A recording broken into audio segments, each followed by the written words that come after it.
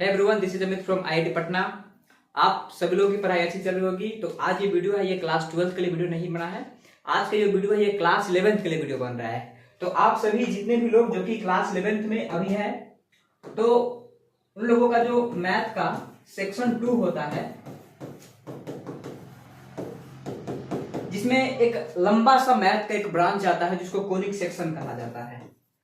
Conic section अपने आप में एक बहुत बड़ा सा एक ब्रांच है जो कि कैलकुलस के लिए बहुत ही इंपॉर्टेंट है, क्योंकि आपको क्लास 12th में जाकर कैलकुलस की पढ़ाई करनी है। तो उसके लिए आपको क्लास 11th वाला जो कोनिक सेक्शन है उसको आपको पढ़ना पड़ेगा।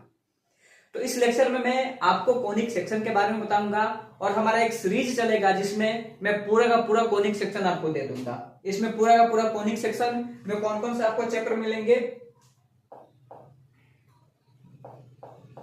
तो देखिए, स्ट्रेट लाइन मिल जाएगा आपको, circle, parabola, ellipse, hyperbola, rectangular hyperbola. ये पूरा का पूरा कोनिक सेक्शन है जो कि क्लास 12th के लिए बहुत ही इंपॉर्टेंट है। मैं आपको बार बार बता रहा हूं क्योंकि क्लास 12th में जो हमें कैलकुलस बताया जाएगा उसमें इसका यूज होता है। तो इसलिए ये बहुत ही इंपॉर्टेंट है हमारे लिए। और मैथमेटिक्स का मतलब कि समझिए कि सबसे टफेस्ट ब्रांच में से इसको माना जाता है। स्ट्रेट लाइन, सर्किल, पैराबोला यहाँ तक कहानी ठीक होता है, but ellipse, hyperbola, rectangular hyperbola में आते आते हमें प्रॉब्लम होने लगती है। लेकिन अगर कोई भी विद्यार्थी स्ट्रेट लाइन, सर्किल, पैराबोला, अगर ये तीनों चैप्टर्स को एकदम अच्छा से पढ़ता है, पूरा का पूरा क्वेश्चन सॉल्व करता है, लेक्चर्स देखता है, थ्योरीज, कंसेप्ट, नोट्स, सब चीज अगर कंप्लीट करता है, तो एकदम आसानी तरीका से इनको कवर किया जा सकता है। तो होप सो आपको ये बात समझ में आई होगी। तो आज का जो हमारा लेक्चर होगा, जिसमें हम लोग स्ट्रेट लाइन को स्टार्ट करेंगे और स्ट्रेट लाइन का ये पार्ट 1 होगा। इसी प्रकार से आपको पार्ट वाइज में बांट करके पहले हम स्ट्रेट लाइन को कंप्लीट कर देंगे। ठीक, तो ये जो सेक्शन है जिसमें हम लोग बेसिक ऑफ कोऑर्डिनेट ज्योमेट्री करेंगे। कोऑर्डिनेट ज्योमेट्री यानी कि क्लास 10th में आपने निर्देशांक ज्यामिति के बारे में कुछ ना कुछ तो पढ़ा ही होगा। तो कोऑर्डिनेट ज्योमेट्री का जो बेसिक होता है उसको हम यहाँ पे देखेंगे। अगर आपको कोऑर्डिनेट ज्योमेट्री बिल्कुल नहीं आता है, आप कोऑर्डिनेट ज्योमेट्री में बिल्कुल जीरो हो, तो भी आप ये वीडियो देख सकते हो।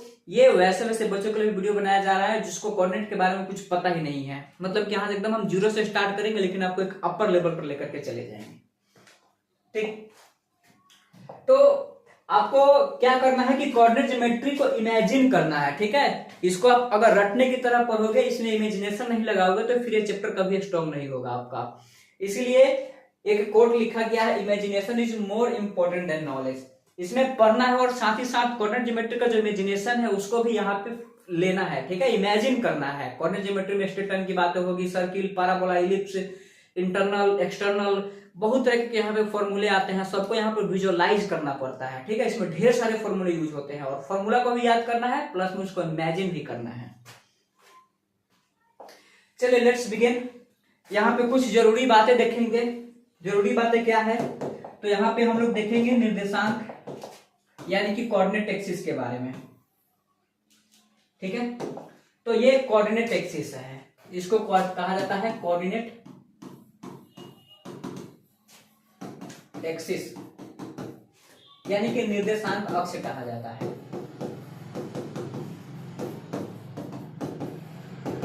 अगर आपको ये सभी बातें आती है तो आप स्किप करके आगे जाकर के देख सकते हैं, आगे भी और भी अच्छी अच्छी बातें बताई गई है।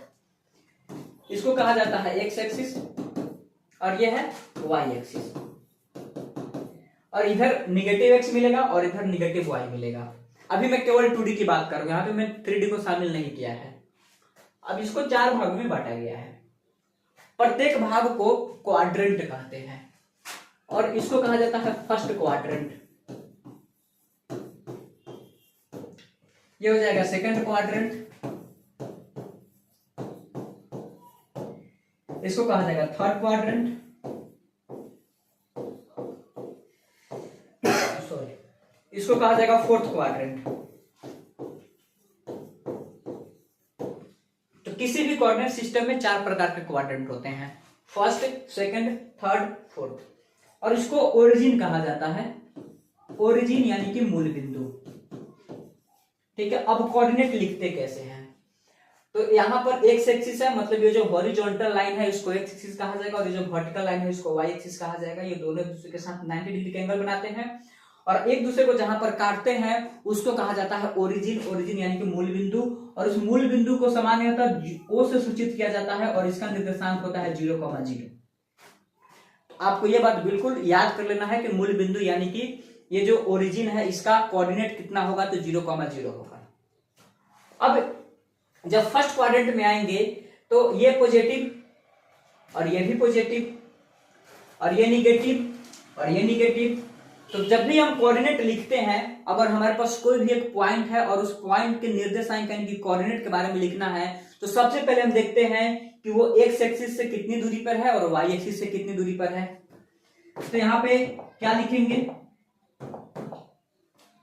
तो लेटर सपोज ये जो फर्स्ट क्वाड्रेंट है इसमें हमारे पास कोई एक पॉइंट आ गया P, और P यहां पर है, ठीक, पॉइंट P यहां पर है।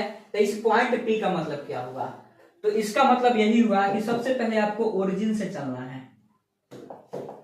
तो हमने यहां ओरिजिन से चलना स्टार्ट किया, ओरिजिन से यहां तक आएंगे और उसके बाद फिर इस पॉइंट P तक पहुंच जाएंगे, ठीक।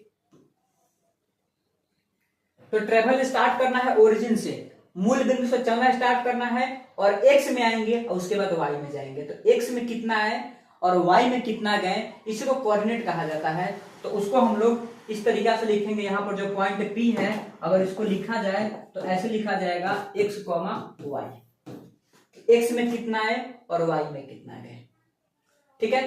ये जो फर्स्ट क्वाड्रेंट है या सेकंड क्वाड्रेंट है या थर्ड क्वाड्रेंट है या फोर्थ क्वाड्रेंट है, किसी भी क्वाड्रेंट में अगर कोई भी हम एक पॉइंट लेते हैं तो पहले उसमें x वाला को रखा जाएगा, बाद में y वाला को रखा जाएगा। इसमें पहले x वाला y वाला, इसका सिंबल दोनों प्लस होगा, और इसमें x आएगा जो कि निगेटिव होता है, y जो कि पॉजिटिव होता है, तो ये होता है माइनस प्लस। और इस थर्ड क्वाड्रेंट है तो x भी निगेटिव y भी निगेटिव, तो माइनस माइनस। और फोर्थ क्वाड्रेंट है ये हो जाएगा प्लस माइनस, ठीक है। तो ये सभी बातें आपको याद रखना है, और चूंकि ये बहुत ही बेसिक बात है, अगर आप थोड़ा सा भी अगर क्लास 10th में पढ़े होंगे तो ये सारी बात आपको पता ही होगा, ठीक है। अब ये जो दूरी है इस दूरी को और ये जो दूरी है इस दूरी को, दोनों को अलग अलग नाम दिया गया है। तो अगर यहां पर कोई पॉइंट P है जिसका कोऑर्डिनेट x, y है, तो यहां पर x को भुज कहा जाता है, भुज यानी कि अवशीषा, और y को कोटि कहा जाता है, कोटि यानी कि ऑर्डिनेट। तो फिर ये x क्या होगा, क्योंकि ये वाला डिस्टेंस को x कहा गया है और ये वाला डिस्टेंस को y कहा गया है। तो x क्या है, तो y अक्ष से दूरी, देखिए यहां पर है y एक्सिस और ये है x। तो ये जो y एक्सिस है उसके डिस्टेंस को, मतलब ये वाला जो है ये, इसके बीच के डिस्टेंस को कितना किया गया है, x कहा गया है। तो y एक्सिस और ये जो पॉइंट यहां पर दिया गया है इसके बीच की दूरी को x कहा गया है, तो यही भुज हो जाएगा। और कोटि क्या हो जाएगा, इसको कोटि कहेंगे। इस डिस्टेंस को कितना, सॉरी,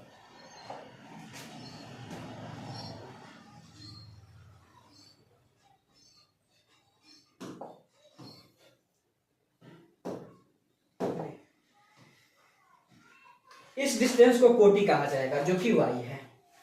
तो सिंपल सा बात है कि अगर कोई पॉइंट P है तो उसमें x को भुज कहा जाएगा, y को कोटि कहा जाएगा। भुज का मतलब होता है y अक्ष से दूरी, ठीक। तो यहां पर आप लिख सकते हैं कि जो भुज होता है ये y अक्ष से दूरी होता है, ठीक।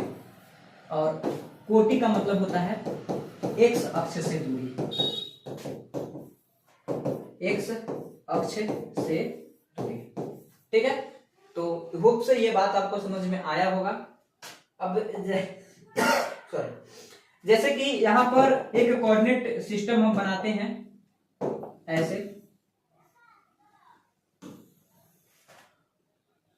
ठीक। तो कोऑर्डिनेट सिस्टम है तो इसका कोऑर्डिनेट 0,0 हो जाएगा और नंबरिंग कीजिएगा 1, ये 2, 3, 4, -1, -2, -3, -4, 1, 2, 3, 4, -1, -2, -3, -4। अब लेट अस सपोज यहाँ पर हमें एक पॉइंट को खोजना है जो कि पॉइंट यहाँ पे रखा हुआ है, और उस पॉइंट का कोऑर्डिनेट बताना है, मतलब ये जो P है इस P का कोऑर्डिनेट बताना है।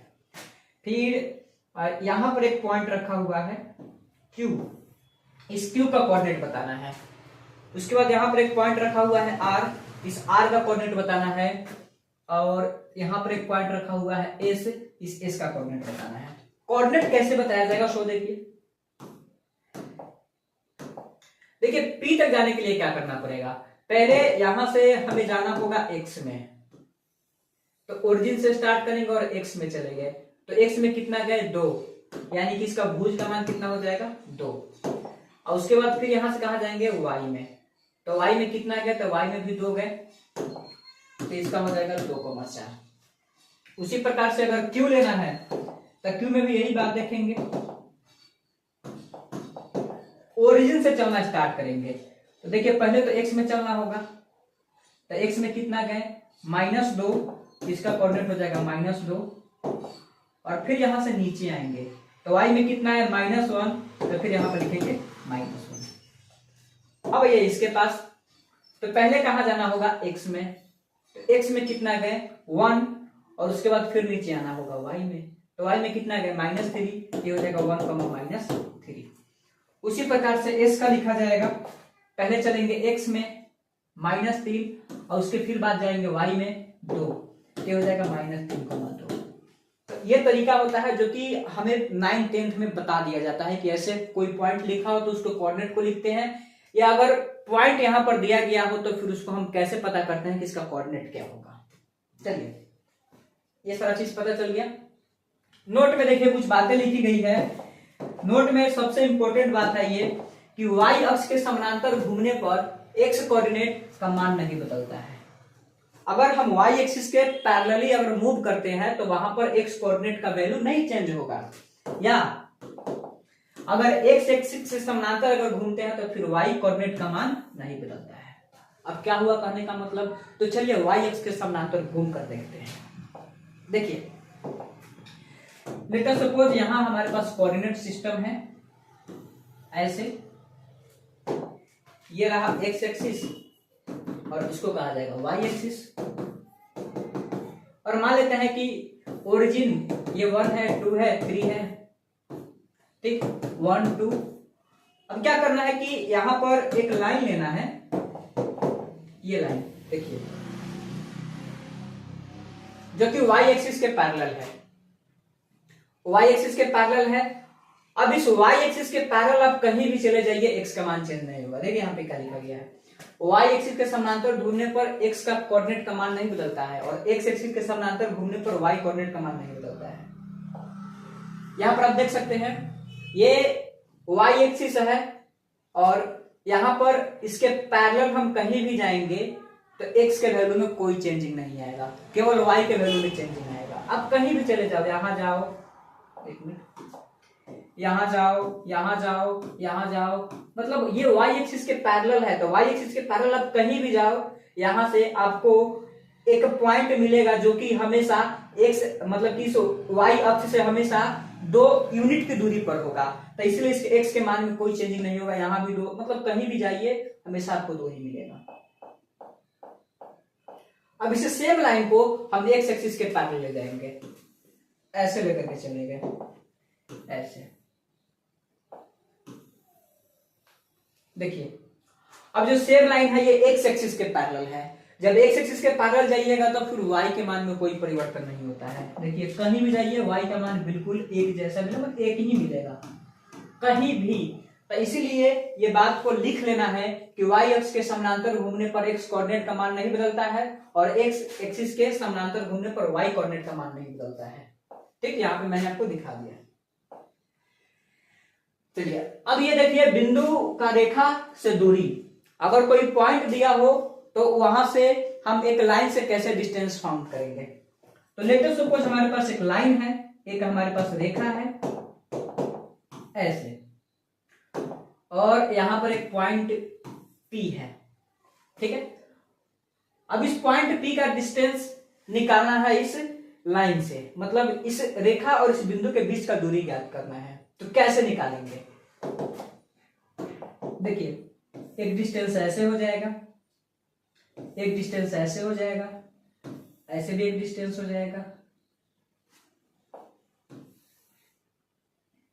उसके बाद एक डिस्टेंस ऐसे हो जाएगा, एक डिस्टेंस ऐसे हो जाएगा और एक डिस्टेंस ऐसे होगा। ठीक, चलिए एक और डिस्टेंस ऐसे ले लेते हैं और ये वाला जो डिस्टेंस है ये 90 डिग्री का एंगल बना रहा है। ठीक, तो इसको R मान लेते हैं। ये R1 है, R2, R3, R4, R5, R6। ठीक है, A B C D E F और इसको Q कहते हैं। तो ये जो लाइन है और ये जो पॉइंट है इसके बीच ढेर सारा डिस्टेंस है, बट जब भी हमें डिस्टेंस निकालना होता है किसी एक लाइन और किसी एक बिंदु के बीच में, तो हमेशा इस परपेंडिकुलर डिस्टेंस को लिया जाता है। ठीक है, तो बिंदु तथा रेखा के बीच की दूरी, मतलब कि अगर ये पॉइंट P और ये लाइन के बीच का अगर आपको डिस्टेंस बताना हो तो आप R1 नहीं बोलेंगे, R2 भी नहीं बोलेंगे, R3, R4, R5, R6 कुछ नहीं बोलना है, आपको सीधा सीधा परपेंडिकुलर डिस्टेंस बोलना है। ठीक है, तो हमेशा लंबवत दूरी, ठीक है, यानी कि परपेंडिकुलर डिस्टेंस ली जाती है। तो हमेशा यहां से लंबवत दूरी बताना है, तो इस लाइन और इस P के बीच का दूरी कितना होगा, तो R होगा, तो आवर आंसर इज R। ठीक है, ये बात आपको समझना है। तो अभी से कॉनिक सेक्शन में या मैथमेटिक्स के किसी भी ब्रांच में आप चले जाइए, खास करके ये जो सेक्शन फॉर्मूला आएगा आगे चल करके हम सेंट्रॉइड की बात करेंगे, मीडियन की बात करेंगे, इंटीरियर एंगल की बात करेंगे, एक्सटीरियर एंगल की बात करेंगे, तो उसमें ढेर सारा ऐसा क्वेश्चन आएगा जिसमें कहा जाता है कि एक पॉइंट और एक लाइन के बीच का डिस्टेंस इतना है। तो उस डिस्टेंस कहने का मतलब होता है परपेंडिकुलर डिस्टेंस, यानी कि हमेशा कोई भी बिंदु हो और कोई भी रेखा हो और उसके बीच की दूरी निकालना हो तो वो दूरी हमेशा लंबवत होना चाहिए। ये बात हमें समझ में आना चाहिए। ठीक है, तो ये चीज आपको नोट कर लेना है। अब देखिए, अब ये क्वेश्चन क्या है, निम्नलिखित बिंदुओं का निर्देशांक अक्षों से दूरी ज्ञात कीजिए। अब निर्देशांक अक्ष से दूरी ज्ञात करना है, तो यहाँ पर 2,4 है, तो चलिए कोऑर्डिनेट सिस्टम में 2,4 को रखते हैं। 2,4 ये तो ओरिजिन है 1 2।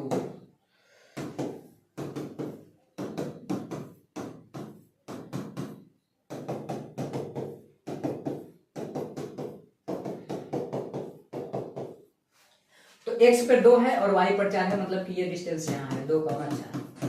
ठीक है, ये y से कितना दूर है, तो y से 2 दूर है। ठीक है, इसका मतलब ये वाला जो है इसका y से दूरी कितना होगा, y से दूरी, तो y से दूरी का मान 2 है और y से जो दूरी होता है उसको भुज कहते हैं।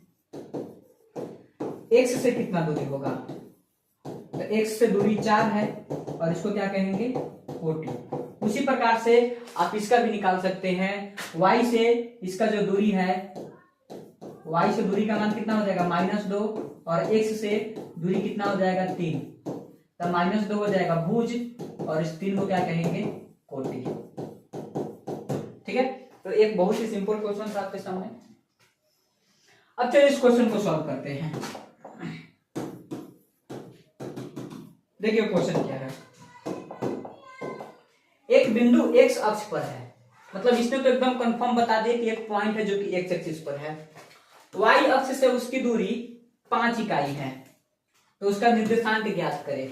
ठीक है, अब बहुत लोग आएंगे और इसका जवाब दे देंगे कि एक बिंदु है और इसमें करना ही क्या है, y से वो कितना दूर है 5 दूर है और वो x अक्ष पर है, मतलब बोल दो इसका आंसर होगा 5,0। ये बिल्कुल गलत जवाब है। इसने ये थोड़े बोला है कि y अक्ष से वो मतलब कि धनात्मक दिशा में है, मतलब कि वो पॉजिटिव डायरेक्शन में है, इसने तो ये कुछ नहीं बोला है, बस इसने यही बोला है कि एक बिंदु x पर है और y अक्ष से उसका दूरी 5 इकाई है। तो y से किधर है, लेफ्ट में कि राइट में, इसने तो बोला ही नहीं है। लेफ्ट में भी हो सकता है, राइट में भी हो सकता है, तो इसीलिए ये जवाब बिल्कुल गलत है। पहले यहां पर हमें कोऑर्डिनेट बनाना होगा, तो कोऑर्डिनेट बनाइए। देखिए ये कोऑर्डिनेट सिस्टम हो गया, this is x axis and this is y axis, जब इसने बोला कि एक बिंदु x पर है तो हमें पूरा का पूरा पॉइंट इसी पर फोकस करना है। अगर जब भी कोई पॉइंट x पर हो तो उसका y कोऑर्डिनेट का मान 0 हो जाएगा, और जब भी कोई पॉइंट y पर हो तो उसका x कोऑर्डिनेट का मान 0 हो जाएगा। ये बात आपको याद रखना है, ठीक है। अब नोट में चाहो तो आप लिख भी सकते हो, जो बिंदु x अक्ष पर हो उसका y निर्देशांक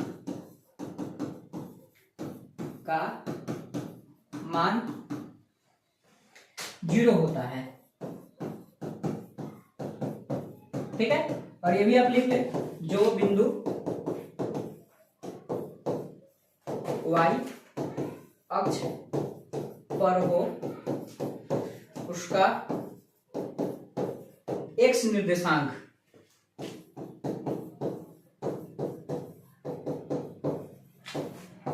का मान 0 होता, ठीक है। तो क्वेश्चन में क्या है कि एक बिंदु x अक्ष पर है और ये जो बिंदु है वो y अक्ष से 5 इकाई की दूरी पर है। तो हो सकता है कि ये जो बिंदु है ये y से इधर 5 दूरी पर हो, या ये भी हो सकता है कि y से इधर 5 की दूरी पर हो। दोनों पॉसिबिलिटी है, बिकॉज इसने बोला ही नहीं है कि जो बिंदु है वो ओरिजिन से लेफ्ट में है कि राइट में है, इसमें कुछ नहीं बोला है। तो हमें दोनों कंडीशन को लेकर के चला, इसलिए मैं आपको बता रहा हूं कि ये जो फॉर्मूला है ये गलत हो जाएगा, सॉरी मतलब ये जो आंसर ये बिल्कुल गलत हो जाएगा, क्योंकि आपको ये जवाब देना है। एक कोऑर्डिनेट है 0,0 और यहाँ से 5 की दूरी पर जाएंगे तो 5,0 और लेफ्ट में जाएंगे 5 की दूरी पर तो -5,0। सो हमारा करेक्ट आंसर होगा +-5,0। तो ये जवाब बिल्कुल सही है, लेकिन ये जवाब गलत है। अब चलिए डिस्टेंस फॉर्मूला की बात करते हैं, दूरी सूत्र।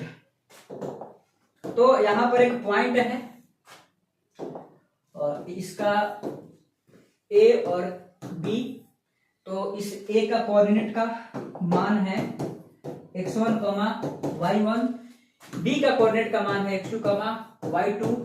दोनों का बीच का डिस्टेंस अगर D है तो यहां से D का वैल्यू कैलकुलेट करना है, what is the value of D, ठीक है। और इसी को डिस्टेंस फॉर्मूला कहा जाता है। तो ये D बराबर हो जाएगा √x1 - x2 का whole square plus y1 - y2 का होल स्क्वायर, ठीक है। तो ये फॉर्मूला बिल्कुल रट लेना है। D बराबर x1 - x2 का whole square plus y1 - y2 का होल स्क्वायर √। अब यहां से आप x2 - x1 में लिख सकते हो, y2 - y1 में लिख सकते हो, कोई दिक्कत नहीं है क्योंकि यहाँ पे स्क्वायर लगा हुआ है। और इसी को डिस्टेंस फॉर्मूला कहा जाता है। एक क्वेश्चन है, बहुत ही शानदार क्वेश्चन है, चलिए करके देखते हैं इस क्वेश्चन को। इसने बोला कि बिंदु a cos a a sin a तथा a cos b a sin b के बीच की दूरी ज्ञात कीजिए, और जहां पे a का मान क्या है 0 से ज्यादा है।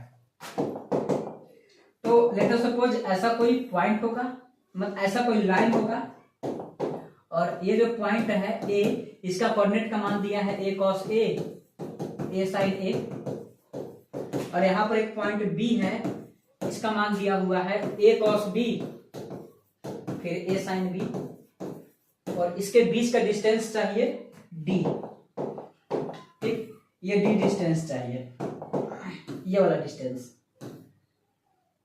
क्योंकि फॉर्मूला लगाएंगे d बराबर x1 - x2 का whole square plus y1 - y2 का होल स्क्वायर, और यहां पे लगेगा रूट, ठीक है। तो d बराबर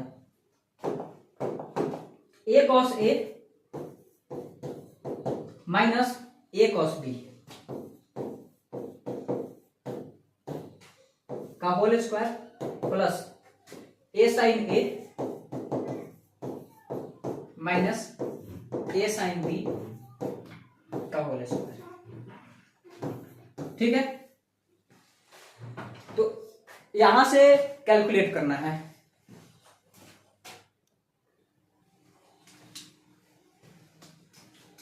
तो यहां से d बराबर कितना हो गया a cos a, मतलब कि x1 इसको कहेंगे, x2 इसको कहेंगे, तो a cos a और माइनस में a cos b का होल स्क्वायर प्लस ए साइन ए और माइनस में ए साइन बी का होल स्क्वायर। अब इसको कैलकुलेट कर लीजिए, आंसर आ जाएगा।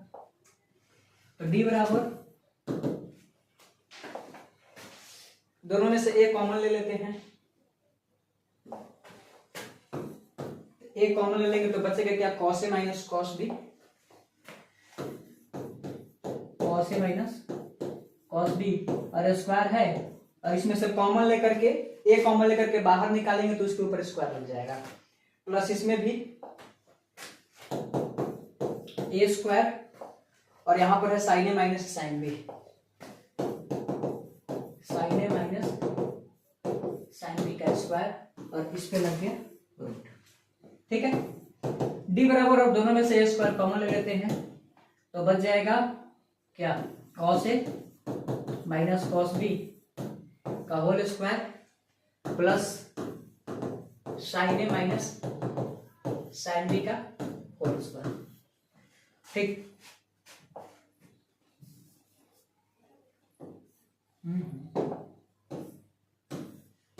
ए स्क्वायर और इस पे लगेगा रूट, डी बराबर ए आ जाएगा बाहर, अंडर रूट। अब cos A minus cos B का होल स्क्वायर है ए स्क्वायर प्लस बी स्क्वायर यानी कि कॉस स्क्वायर बी प्लस 2, एक माइनस है ना, तो minus 2 cos A into cos B plus, और फिर यहाँ पर sine A minus sine B का स्क्वायर है, तो sine square A plus sine square B minus 2 sine A into sine B. अब यहां से डी का मान कैलकुलेट करना है, तो डी बराबर ए हो जाएगा। उसके बाद यहां पर कॉस स्क्वायर ए और यहाँ का साइन स्क्वायर ए दोनों ऐड होकर के 1 हो जाएगा, प्लस कॉस स्क्वायर बी, ये कॉस स्क्वायर बी और यहाँ का साइन स्क्वायर बी दोनों ऐड होकर के 1 हो जाएगा। ठीक, अब देखिएगा, फिर यहां से -2 कॉमन, तो -2 जैसे कॉमन लेंगे तो बच जाएगा cos A into cos B plus यहां से बच जाएगा sign A into sine B, और इस पर लगेगा स्क्वायर रूट, और ए को तो वहां से बाहर निकाल लिया गया है। फिर देखते हैं डी बराबर, देखिए 1 कितना हो जाएगा 2 -2, और ये cos a into cos B plus sine A into sine B. आपको पता होगा cos a प्लस बी बराबर cos a into cos B minus sine A into sine B होता है। ये cos a प्लस बी का फॉर्मूला है, और cos a माइनस बी बराबर cos a into cos B plus sine into sine B होता है। ठीक है, ये cos a माइनस बी का फॉर्मूला होता है। तो यहां पर देखिए पीछे क्या लिखा हुआ है, cos a into cos B plus sine into sine B, यानी कि cos a into cos B plus sine into sine B, ये फॉर्मूला लिखा हुआ है cos a माइनस बी का। ठीक है, तो यहां पर हम d बराबर क्या लिखेंगे, फिर 2 - 2, 1 को ऐड किए तो 2 आ गया, फिर -2, और ये लिखा हुआ है cos a माइनस बी।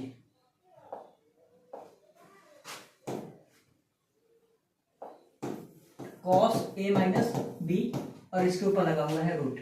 तो d बराबर, यहां से 2 कॉमन ले लेंगे, तो 2 कॉमन लेंगे तो 1 minus cos a minus B, और इसके ऊपर लगा हुआ है रूट। तो फिर यहां से d बराबर √2 हो जाएगा, और फिर under root 1 minus cos A minus B. ठीक है, अब चूंकि एक फॉर्मूला होता है cos 2 थीटा का, cos 2 थीटा बराबर cos square theta minus sine square theta. उसके बाद cos 2 थीटा बराबर आप ऐसे भी लिख सकते हैं 2 cos स्क्वायर थीटा -1, और यहां से cos 2 थीटा बराबर ऐसे भी लिख सकते हैं 1 - 2 साइन स्क्वायर थीटा। ठीक है, तो इस हिसाब से यहां से अगर cos a माइनस बी देखा जाए तो हम लिख सकते हैं cos a माइनस बी बराबर 1 minus 2 sine square a minus B by 2, a minus B by 2। मतलब यहाँ पर जो भी एंगल होगा यहाँ पर डबल एंगल होता है और ठीक इसका आधा यहाँ पर होता है। तो अगर यहाँ पर इस एंगल के बदला में हम a माइनस बी रखेंगे तो a माइनस बी का आधा यहाँ पे रखना होगा। तो देखिए इसको इधर लाएंगे और इसको इधर लाएंगे तो 1 minus cos a minus B के बदला में लिखेंगे 2 sine square a minus B by 2। तो यहाँ पर d बराबर हो जाएगा रूट अंडर और इसके बदला में लिखेंगे 2 sine square a minus B और बट्टा में लिखेंगे 2। तो ओवरऑल यहाँ से डिस्टेंस जो है उस डिस्टेंस का फॉर्मूला हो जाएगा रूट 2 और ये वाला रूट 2 बाहर निकल जाएगा और चूंकि साइन स्क्वायर पे रूट लगा हुआ है तो साइन स्क्वायर का जो वैल्यू होगा वो मॉड में हो जाएगा। तो रूट 2 इंटू रूट 2 और हो जाएगा mod sine a minus B by 2। और एक बात आपको फिर से बता दें कि ये जो आप फॉर्मूला आप कहीं देखते होंगे कि रूट अंडर एक्स स्क्वायर बराबर प्लस माइनस 6 होता है, ये बिल्कुल गलत फॉर्मूला है। आप इस फॉर्मूला का यूज करके 9th 10th के क्वेश्चन को बना सकते हो, लेकिन यहाँ पे मैं 5 सवाल रखूंगा। अगर पांचों सवाल को इस फॉर्मूला से बनाओगे पांचों का पांचों गलत हो जाएगा। जहां लिमिट डेरिवेटिव की बात आती है, कंटिन्यूटी के सवाल जहां बनाने बैठोगे ये रूट अंडर एक्स स्क्वायर बराबर प्लस माइनस एक्स फेल हो जाएगा। तो क्या याद रखेंगे? रूट अंडर एक्स स्क्वायर बराबर मॉड एक्स को याद रखेंगे। जहां पर जरूरत होगा मॉड को प्लस में खोलेंगे, जहां पे जरूरत होगा मॉड को माइनस में खोलेंगे। तो वही मैंने यहाँ पे साइन a माइनस बी बटा 2 और इस पे क्या लगा दिया? मॉड लगा दिया। तो d बराबर रूट 2 में रूट 2 से गुना होगा 2 हो जाएगा और ये लगेगा sine a minus B by 2 और यहाँ पे आप मॉड लगा सकते हो। This is our answer. तो इतना कैलकुलेशन है, क्योंकि इस क्वेश्चन में बस कैलकुलेशन ही करना था आपको। डिस्टेंस फॉर्मूला इसमें तो बस एक बहाना था, बाकी तो आपको कैलकुलेशन सिखाना था। तो ऐसे ऐसे क्वेश्चन जो होते हैं जो डिस्टेंस फॉर्मूला में पूछे जाते हैं, तो ये सारा कैलकुलेशन है। वीडियो को बैक करके भी देख सकते हो। अब चलिए एक और क्वेश्चन को करके देखते हैं। देखिए, एक समबाहु त्रिभुज जिसका एक शीर्ष 0,0 है। अब समबाहु त्रिभुज मतलब इक्विलेटरल ट्रायंगल जिसकी प्रत्येक भुजाएं आपस में बराबर होती है उसे समबाहु त्रिभुज कहते हैं। तो पहले देखते हैं समबाहु त्रिभुज को। चलिए, एक समबाहु त्रिभुज है। Let us suppose A B C इसका शीर्ष है। एक समबाहु त्रिभुज जिसका एक शीर्ष 0,0 है, इसी को मान लेते हैं कि 0,0 है। और दूसरा शीर्ष 3,√3 है, तो इसको मान लेते हैं कि ये 3,√3 है। तो तीसरा शीर्ष का निर्देशांक ज्ञात कीजिए, तो इसको x, y मान लेते हैं। अब चूंकि समबाहु त्रिभुज है तो समबाहु त्रिभुज की प्रत्येक भुजाएं आपस में बराबर होती है। तो यहां से AB और BC आपस में बराबर होगा। तो AB और BC आपस में बराबर होगा तो AB स्क्वायर और BC स्क्वायर भी आपस में बराबर होगा। तो चूंकि AB जो है, इस AB का मान होगा रूट अंडर इतना माइनस इतना का whole square plus root 3 minus 0 का होल स्क्वायर। क्योंकि ऑलरेडी इस पे हमने स्क्वायर लगाए हुए हैं तो उसमें का रूट तो खत्म हो गया होगा। तो 3 माइनस 0 का होल स्क्वायर हो जाएगा 3 का स्क्वायर और प्लस रूट 3 माइनस 0 का होल स्क्वायर हो जाएगा रूट 3 का स्क्वायर बराबर। अब जब यहां से BC लिखेंगे तो 3 माइनस एक्स का होल स्क्वायर प्लस और फिर यहां से हो जाएगा रूट 3 माइनस वाई का होल स्क्वायर।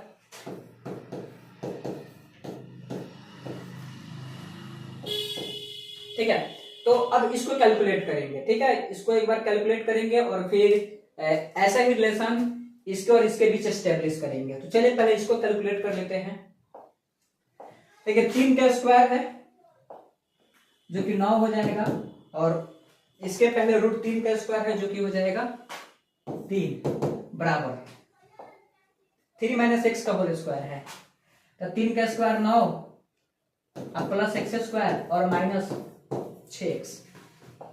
इसके बदला में 3 माइनस एक्स का होल स्क्वायर के बदले में उतना लिख दिया गया। अब प्लस फिर रूट 3 माइनस वाई का होल स्क्वायर है तो प्लस रूट 3 का square plus Y square minus 2 root 3 Y. तो यहां से 9 3 हो जाएगा 12 बराबर X square plus Y square और यहां से माइनस 6x हो जाएगा माइनस 2 रूट 3 वाई हो जाएगा और ये रहा 9 और रूट 3 का स्क्वायर हो जाएगा 12। तो 9 3 हो गया 12 तो यहां से 12 और 12 हो गया कैंसिल। तो उसके बाद हो जाएगा X square plus Y square, और इसको इधर लाएंगे तो 6x प्लस 2√3y। अब फिर इसका हम यूज कर लेंगे। अब चलिए, अब क्या करते हैं कि BC और AC को बराबर करते हैं। तो चूंकि यहां से BC और AC आपस में बराबर होगा तो BC का स्क्वायर और AC का स्क्वायर भी आपस में बराबर होगा, ताकि इसमें का रूट हट जाए। तो यहां से 3 - x का होल स्क्वायर प्लस √3 - y का होल स्क्वायर, 3 - x का होल स्क्वायर, और फिर क्या हो जाएगा √3 - y का होल स्क्वायर, √3 - y का होल स्क्वायर बराबर। अब फिर जैसे हम AC के पास जाएंगे तो x - 0 का होल स्क्वायर प्लस y - 0 का होल स्क्वायर, x - 0 का होल स्क्वायर प्लस y - 0 का होल स्क्वायर। ठीक है, अब इसको हम कैलकुलेट करेंगे। तो इसको अब चलिए कैलकुलेट करते हैं। एक मिनट, इसको छोटा कर लेते हैं पहले।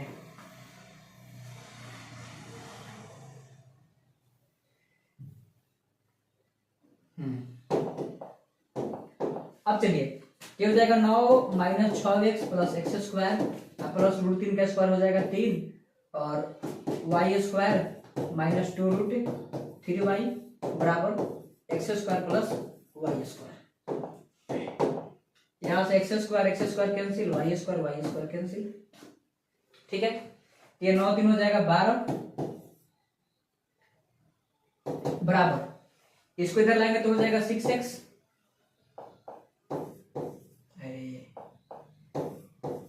ठीक है, और इसको इधर लाएंगे तो प्लस में हो जाएगा 2√3y।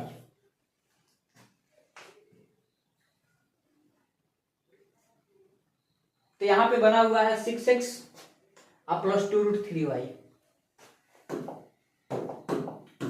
X square plus Y square का मान कितना हो जाएगा 6x plus 2√3y, 6x plus 2√3y, जो कि जिसका मान ऑलरेडी हम यहाँ पे 12 निकाल के रखे हुए हैं। तो यहां से X square plus Y square बराबर हो जाएगा 12।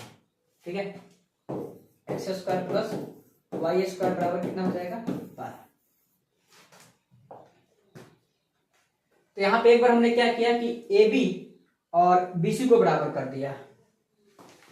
तो AB और BC को बराबर करने पर एक रिलेशन निकल करके आया, फिर BC और AC को बराबर कर दिया, यहां से BC और AC को आपस में बराबर कर दिया। उसके बाद भी एक रिलेशन निकल करके आया, overall X square plus Y square का मान 12 आया। अब AB और AC को बराबर कर देते हैं।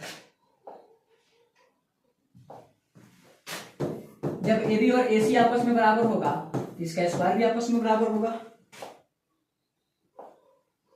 तो AB का मान होगा वही 3 का स्क्वायर प्लस √3 का स्क्वायर, और इसका X square plus Y square.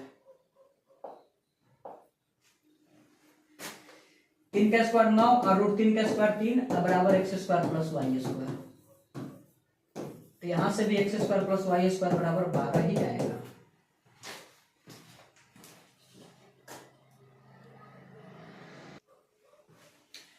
ठीक है, तो देखिए दोनों केस में क्या हुआ कि X square plus Y square का मान 12 आ गया, और यहाँ भी X square plus Y square का मान 12 आ गया। तो फिर क्या किया जाए? ठीक है, तो एक रिलेशन मेरे पास ऑलरेडी बना हुआ है। यहाँ पर देखिए 3 से काटिएगा, ये 4 बार में कट जाएगा, ये 2 बार में कट जाएगा। 1 मिनट,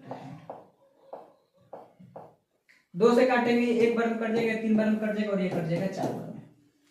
यहां से क्या आएगा 4 बराबर 3x और प्लस √3y। अब यहां से क्या करना है कि x के वैल्यू को कैलकुलेट कर लेना है। तो हम यहां पर लिख सकते हैं x बराबर, उसको उधर ले जाएंगे तो 4 - √3y और बट्टा में हो जाएगा 3। यहां से x का मान निकालेंगे 4 और माइनस में √3y और बट्टा में हो जाएगा 3, और इस x के मान को यहां पर डाल देंगे। क्योंकि X square plus Y square बराबर 12 होता है, तो यहां से जो x का मान आया है 4 - √3y बट्टा 3, 4 - √3y बट्टा 3 का स्क्वायर और प्लस वाई स्क्वायर और बराबर 12। अब यहां से कैलकुलेट करेंगे और y का मान निकालेंगे। कैलकुलेट कीजिए ए स्क्वायर और minus 2ab plus B square, तो 3y स्क्वायर हो जाएगा। ए स्क्वायर माइनस 4 दूना का 8, 2ab और प्लस बी स्क्वायर, बट्टा में हो जाएगा 3 का स्क्वायर 9 प्लस y स्क्वायर बराबर 12। इसको ऐसे लिख सकते हैं फिर 16 minus 8√3 y plus 3y square plus 9y square बराबर, अब फिर 12 9 हो जाएगा 108। 9 से गुना कर देंगे सब में, ठीक। अब यहां से 9 3 हो जाएगा 12y स्क्वायर और माइनस 8√3y, ये दोनों को मतलब 3 और 9 को ऐड कर देंगे तो 12 हो जाएगा, और ये हो गया y वाला। और फिर उसको जब इधर लाएंगे तो 16 में से 108 घटेगा, 8 में से 6 घटेगा 2 और 10 में से घटेगा 9, 92 92 आएगा, तो माइनस 92 बराबर हो जाएगा 0, ठीक है। फिर इसको कैंसिल करेंगे 2 से, ये 6 ये 4 और ये 92 है तो 46 हो जाएगा। फिर 2 से कर दीजिए, 3 2 और ये हो जाएगा 23। 3y square minus 2√3y minus 23 बराबर हो जाएगा 0। अब यहां से फिर आपको निकालना होगा y का मान, ठीक है। और y के मान को कैलकुलेट करके अगर पॉसिबल हो तो आप कमेंट में इसका आंसर बता दीजिएगा। अब हम देखते हैं दूसरा क्वेश्चन। बाकी आप एक बार मेरा कैलकुलेशन चेक कर लीजिएगा, कैलकुलेशन बस सही होना चाहिए, ठीक है। अब ये सेक्शन फॉर्मूला है, तो इस क्वेश्चन को मैं यहीं पर छोड़ करके सेक्शन फॉर्मूला जो है वो नेक्स्ट वीडियो में बता दूंगा। तो आप ऐसे ही इस पूरे लेक्चर को देख लीजिए और नोट्स बना लीजिए, पार्ट 2 का इंतजार कीजिए, और जो क्वेश्चन मैंने छोड़ दिया है उसका आप आंसर कोशिश कीजिए कि कमेंट में दे दें, ठीक। मिलते हैं नेक्स्ट वीडियो में, तब तक ऑल द बेस्ट।